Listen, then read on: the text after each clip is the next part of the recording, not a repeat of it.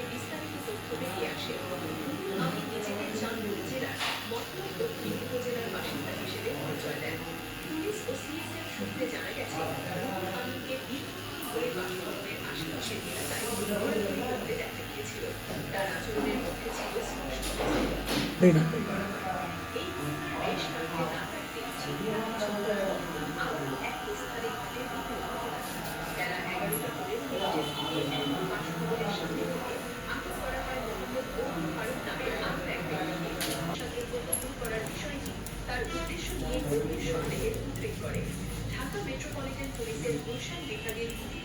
police commissioner